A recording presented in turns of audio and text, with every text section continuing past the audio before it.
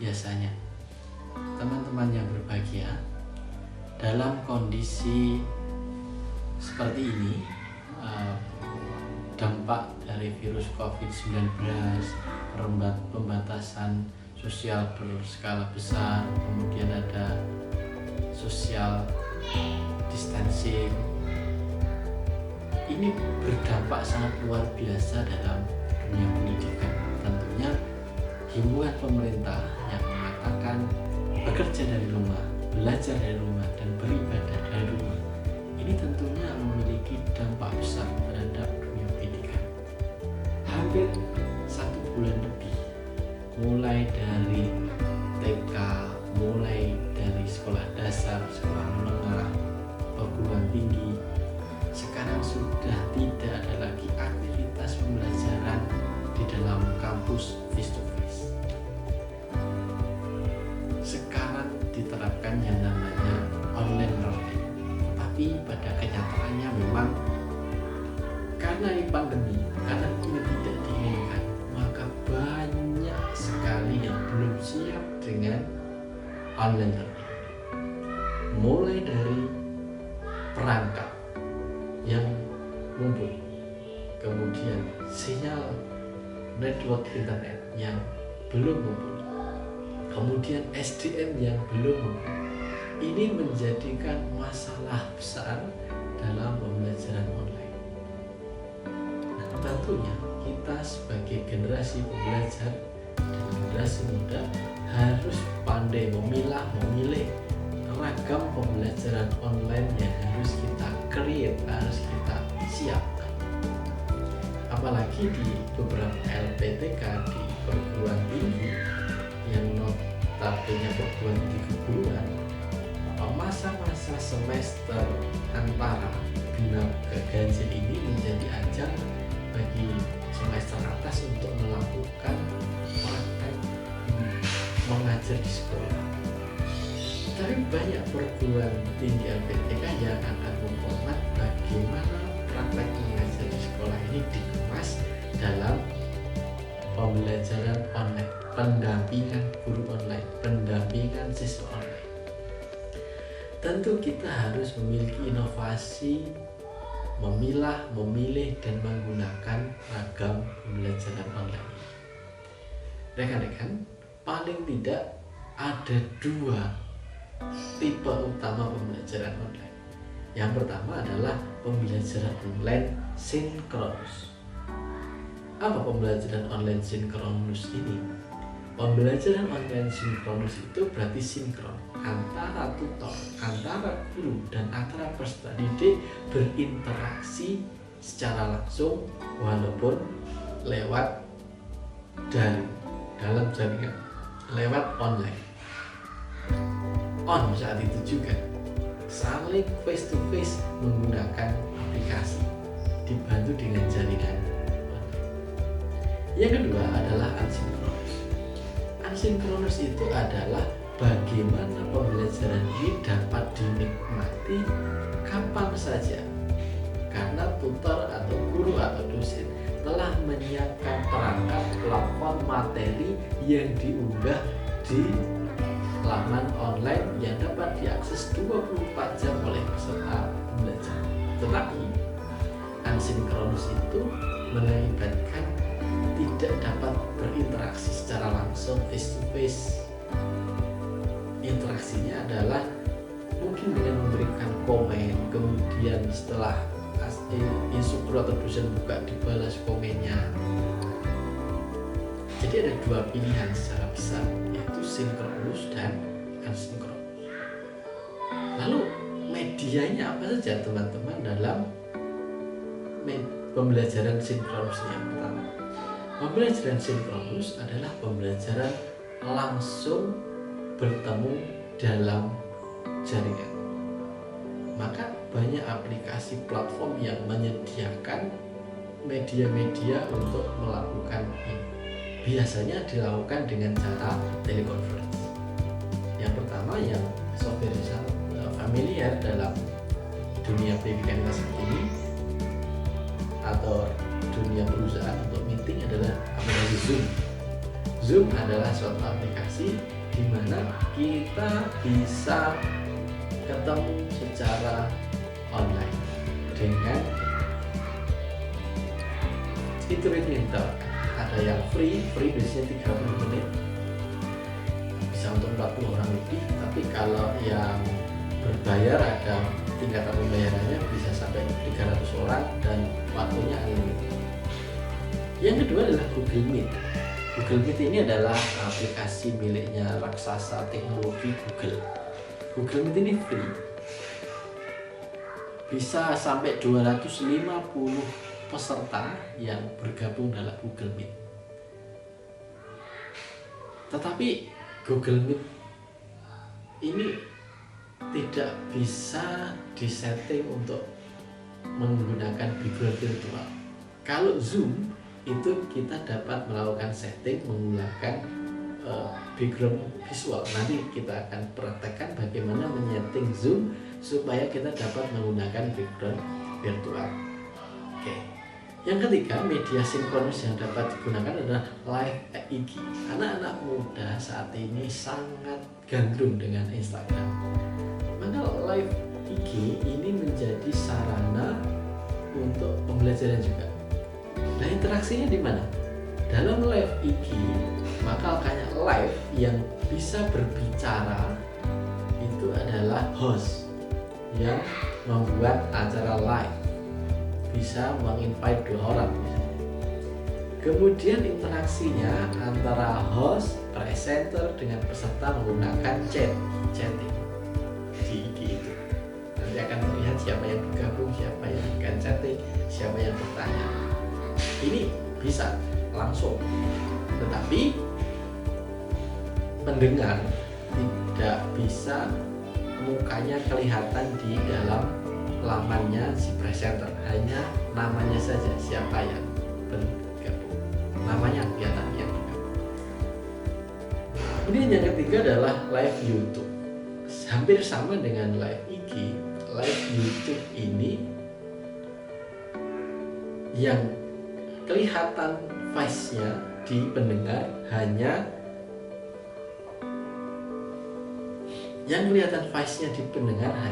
presenter atau host atau yang membuat acara. Sedangkan pendengarnya yang melihat itu tidak bisa tampak di hostnya kecuali pendengar itu melakukan chatting. Kalau chattingnya terlalu banyak juga akan itu live YouTube. Yang kelima, ini murah meriah.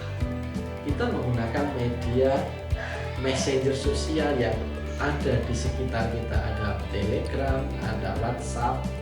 Jadi kita menginvite satu grup kelas ini dijadikan grup dalam WhatsApp atau di dalam Telegram. Kemudian nanti seorang guru, instruktur atau dosen memberikan materi dengan mengirimkan file materi, dengan memulai chatting, menjelaskan dengan chatting. Kemudian secara langsung nanti mahasiswa atau siswanya ikut merespon dengan chatting. Jadi ini kayak grup diskusi di dalam media sosial.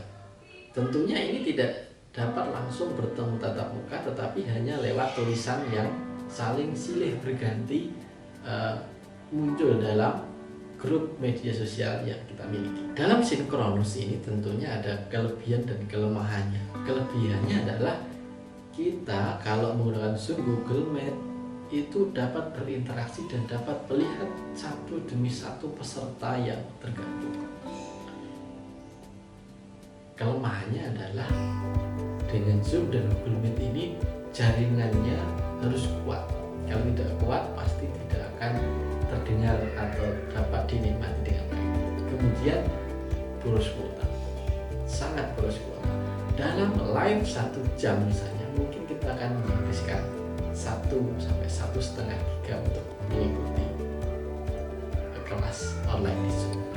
Live IG saya kira opini yang kedua lebih hemat data, live YouTube juga hemat data. Kelemahannya adalah interaksinya lewat tulisan, tidak bisa bertanya face to face. Kemudian media sosial ini semuanya lewat tulisan, ini murah meriah, seperti kita chatting pada biasanya. Nah, ini yang sinkron. Yang kedua adalah media untuk asinkronus. Kalau asinkronus ini karena tidak ketemu langsung, kita hanya menyematkan di media online, banyak platform yang kita gunakan. Yang pertama biasanya adalah LMS, Learning Management System. Learning Management System ini sangat banyak ragamnya, ada psikologi, ada Edmodo, ada Moodle, dan macam-macam. Paling kompleks dan enak digunakan adalah psikologi. Dalam psikologi ini kita bisa membuat kelas-kelas, berbagai macam kelas. Dalam berbagai macam kelas kita dapat membuat materi per pertemuan, kita dapat menyiapkan link, kita dapat membuat kuis, kita dapat membuat discussion, kita dapat mengumpulkan tugas. Jadi sangat kompleks kalau menggunakan LMS. Biasanya LMS ini juga didukung dengan media asinkronus yang lain. Misalnya adalah video YouTube. Kita membuat video YouTube, merekam video YouTube, kemudian kita unggah dalam YouTube. Maka video itu selama tidak kita hapus dan itu publik dapat dibuka oleh siapapun. Nah, di video YouTube ini misalnya linknya kita copy, dibawa ke LMS, kemudian disematkan di situ, maka peserta kelas dengan mudahnya dia dapat mengakses video YouTube yang dibuat oleh tutor. Kalau harus mencari video YouTube secara mandiri, mencari nama tutornya ini agak kesulitan, maka link yang disematkan atau di-share lewat grup kelas ini akan menjadi lebih mudah. Kemudian interaksinya bisa komen di YouTube, bisa komen di LMS, diskusi di LMS. Oke, itu YouTube dan LMS. Kemudian yang ketiga adalah website.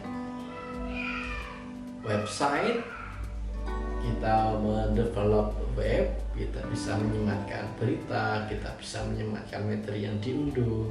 Ini hampir sama dengan LMS. Cuma website ini platformnya seperti WordPress, Blogger. Jadi memang bentuknya adalah bentuknya adalah website yang accessible. Jadi alamatnya ada, URL-nya ada, kita tinggal mencari alamat yang dibuat oleh dosen, kemudian apa isinya dapat kita baca semuanya 24 jam. Dan media sosial online juga bisa menjadi media asinkronus selama tidak dihapus. Riwayat chat dalam media online itu pasti kita masih dapat membaca dan mempelajari. Nah, itu rekan-rekan ragam media pembelajaran online yang dapat kita manfaatkan dalam pandemi seperti ini. Teman-teman yang bijak pasti dapat mengkombinasikan dan memilih bagaimana ragam pembelajaran online itu supaya peserta didik, siswa, mahasiswanya nyaman dalam menggunakan media online ini. Baik, tadi saya berjanji untuk mempraktekkan bagaimana mengganti background Zoom supaya backgroundnya virtual. Yang kita lakukan adalah kita membuka aplikasi Zoom dalam desktop kita. Oke teman-teman, bagaimana kita menggunakan aplikasi Zoom dan mengganti background Zoom kita dengan virtual background. Langkah yang pertama harus kita buka adalah aplikasi Zoom yang ada di dalam desktop atau PC atau komputer kita. Kalau kita punya Magic Meeting, kita klik Join Meeting. Kalau kita memulai meeting, kita klik Meeting. Nah, menggunakan virtual background itu kita dapat mengganti background kita itu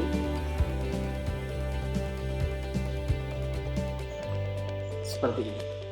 Jadi kita bisa menggunakan background kita seolah-olah ya virtual, bukan di rumah kita, bukan di tempat kita tinggal.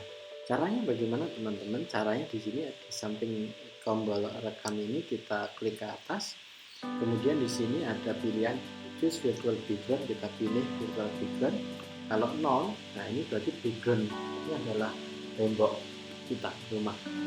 Apa kalau temboknya misalnya tidak bersih, kita bisa menggunakan alat bantu green screen. Green screen ini bisa kita menggunakan hijab atau menggunakan kain yang berwarna hijau atau biru. Nah, ini teknologi yang dapat membantu. Yang penting ini rata, nanti akan kelihatan nyaman. Kemudian di sini ada banyak pilihan-pilihan gambar. Misalnya kita pilih seperti ini, maka nanti background belakang kita seperti ini.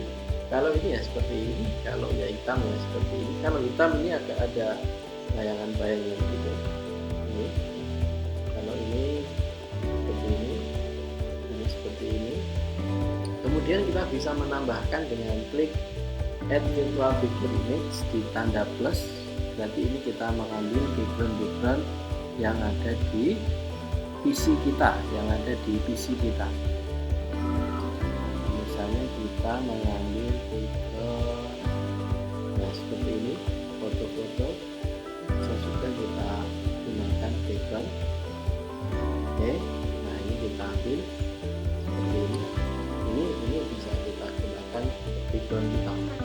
Jadi variatif, bisa diganti-ganti gitu. Kemudian kita juga bisa share screen, kita share screen kita.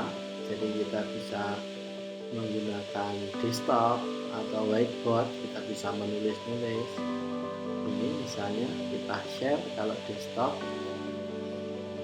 yang kita share adalah desktop kita. Nah, jadi kita misalnya presentasi PowerPoint, kita bisa share di desktop kita ini. Seperti ini kita bisa share di desktop kita supaya pesertanya itu dapat melihat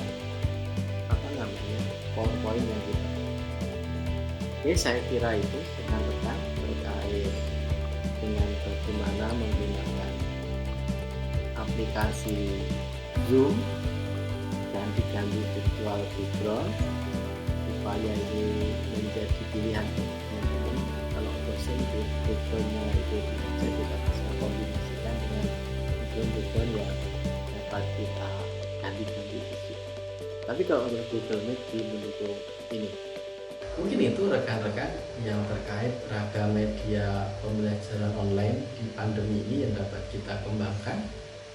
Rekan-rekan selamat mencoba, selamat beraktivitas, semoga pandemi ini segera berakhir. Terima kasih. Assalamualaikum warahmatullahi wabarakatuh.